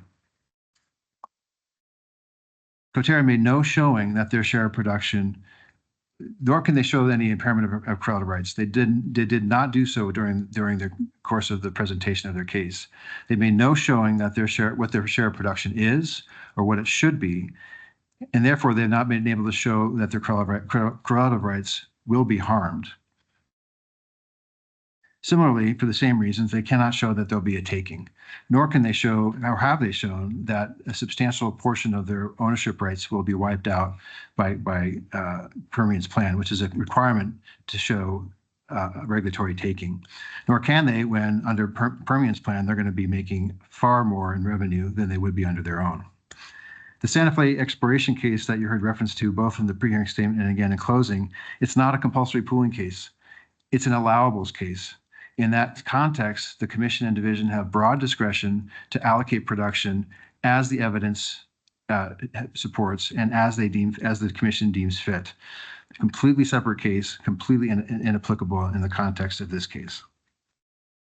As to the Wolfbone pool itself, Coterra was a party to that case, was a co-applicant, and proposed that the entire the Wolfbone pool include not just the third Bone Spring and the Wolfcamp XY, but also the Wolfcamp A as part of a common source of supply. And they did not object to its inclusion. But now they're saying that there is negligible contributions from that portion of the pool to the reservoir. At the same time, they're also saying that they intend to develop the entirety of the pool. They're in complete conflict. But the point is that their own testimony demonstrates that they intend to develop a substantial portion of the Wolfcamp A without allocating any production to that portion of the pool, excluding effectively 42% of the porosity of the pool. So if you're going to use fee height as a basis for allocation, then use fee height, but use it across the entire pool. If it's a common source of supply, then the entire pool is a common source of supply and use the allocation across the entire portion of the pool. But here, the problem is fee height is not a reliable indicator of oil production. The evidence clearly shows, at best, even assuming the testimony of Coterra's witnesses is accurate, you're dealing with a 34% variance, too big a number to apply in a situation where you're allocating tens of millions of dollars. The evidence does not support that as a basis for allocation. It does not support that it's necessary to overcome any concerns about correlative rights. Instead, under the evidence, the statutory allocation should be applied, whereby surface acreage is the basis for allocation. And that's been the standard for years, and nothing has been presented in this case to overturn that. With that, we ask that the commission grant the applications of Permian Resources, affirm the decision of the division below, and deny Coterra's competing applications. We appreciate your time. Thank you very much. Appreciate everybody's time and attention on this matter. I just have a couple of housekeeping items. For the transcriptionists, do we have an idea of when we might be able to get a transcript of the proceedings? No idea. Yeah. Commission Clerk, do you happen to have an idea? Our contract with the court reporter is 14 days. So 14 days. we should receive it 14 days from the close of the hearing. I'm sorry, I didn't quite catch that. Say that again. 14 days from today. From the close of the hearing, yes. Got it. Okay.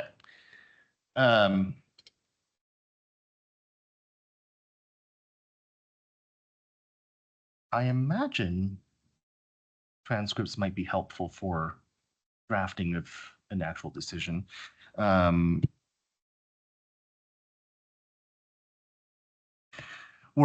going to go into a closed session now, and to begin some preliminary decisions. I'll just say myself, I do not expect to be able to give the parties a full decision by the end of the day today. We may need to set a special meeting of the commission to come back to you guys with a decision in an open forum on the record. And we will keep you guys appraised of when you might be able to expect that as quickly as possible. But we will go into a closed session to deliberate while impressions are still fresh, to at least get some preliminary thoughts together. All right, so let's do the mechanics. So we need a motion to go into a closed session under the adjudicatory exception under the Open Meetings Act. Can I have such a motion? Just accept. You can just accept. So moved. I second. And Ms. Apodaca, the roll call, please. Okay. Commissioner Chang, Yes. Commissioner Thompson. Yes. So Well, we'll go into closed session. I think everybody else can be adjourned for the day. Thank you guys very much and have a great weekend. Thank you, Mr. Chair. Thank you.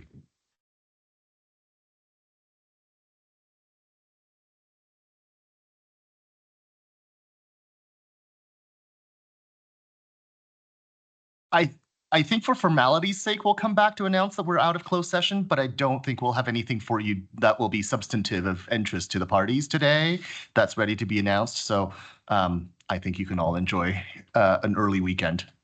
All right. Thank you.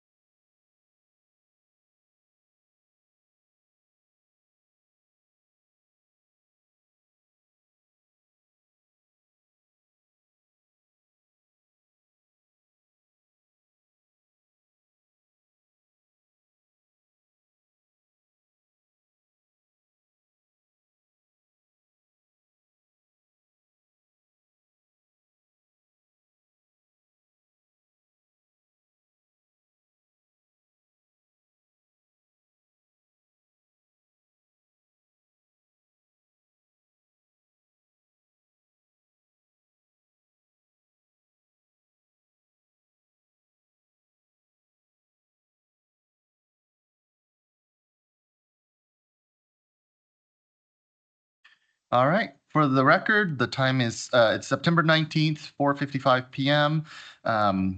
The commission is returning from a closed session. I can attest that we did not, that we spoke and discussed only the Coterra case that was heard today. And I will, for the record, also announce that the commission needs more time to deliberate on the matter and to fully provide a well thought out decision on this matter. So we're going to continue this case to a meeting on October 16th at 9 a.m. That date originally had a regular meeting, but I think it was canceled. So I think we're going to reset it as a special meeting on October 16th at 9 a.m. for the purposes of continuing to discuss Coterra's versus Permian. And with that, I'll invite a motion to adjourn. Motion to adjourn. So moved, and I second. Without objection. So ordered. We are adjourned. Thank you very much.